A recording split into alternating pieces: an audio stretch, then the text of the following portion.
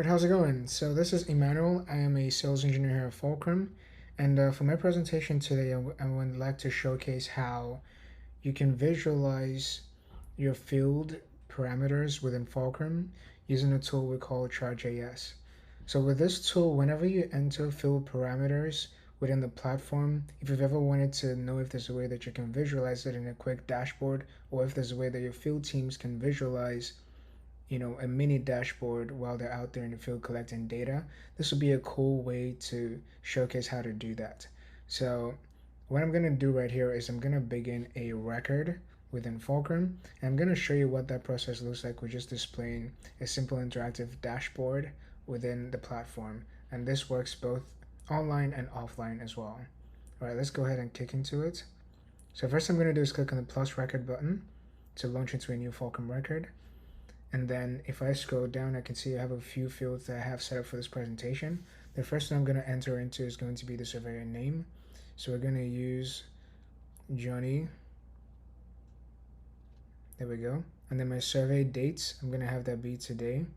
The stream name, we're going to say it's going to be the St. John's River. And the fish count, we're going to have that be 60. I guess we could do 603. And then the water temperature, we're going to have that be 80, so it's on the warmer side. Oxygen level, let's have that be at 45. The stream depth, let's have that be 400 meters. And the velocity, let's have that be 12. There we go.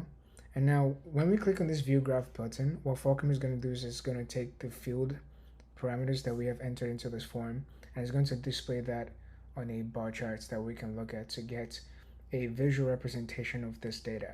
So let's go ahead and do that. We click the view graph button, and now we can see that. We can see a fish count, we can see a water temperature, dissolved oxygen level, we can see our stream depth and the velocity.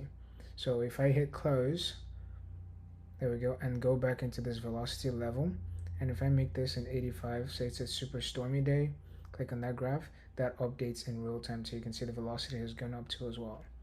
Okay, so now with this presentation, with this tool, you're able to visualize your data in real time and notice trends using a repeatable feature to see in real time, possible peaks in your data and know whether you need to go back and re-inspect that particular site, or if you could use that information, take it back to the back office and make a much greater sense of that information.